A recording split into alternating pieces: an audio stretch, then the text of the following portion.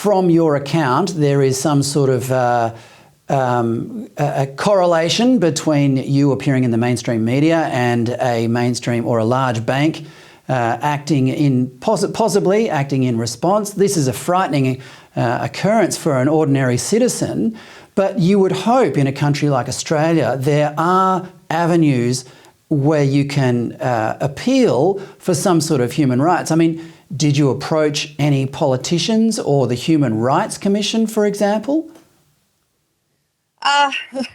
Perhaps I should have, Fred. Maybe that's a course of action I really should have considered. I looked at the timeline of events. I looked at the current affair report and what happened to me, and I thought, right, well, I feel this may be a targeting of me, which just essentially made me double down and investigate the globalist effects on our government even further. I'm sure they're not happy about that. They would have loved me to shut up.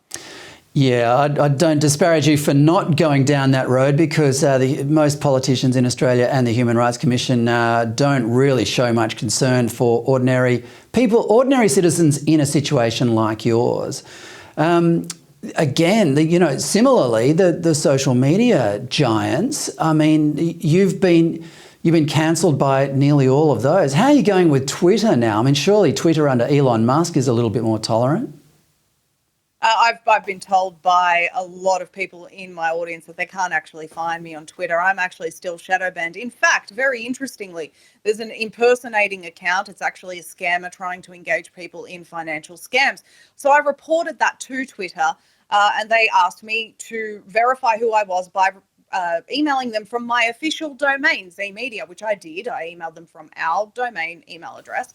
And then they said, oh, that's not enough for us. We want your official government ID. We want a copy of that to prove that you are who you say you are, despite the fact that there's activity on my Twitter, there's engagement with our audience. The scammer or imposter only has one post, which is to engage people in financial scams. There's no Z Media content there.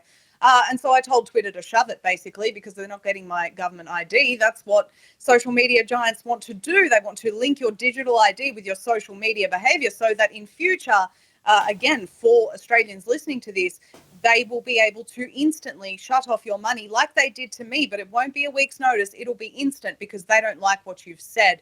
And I just won't comply with that, Fred.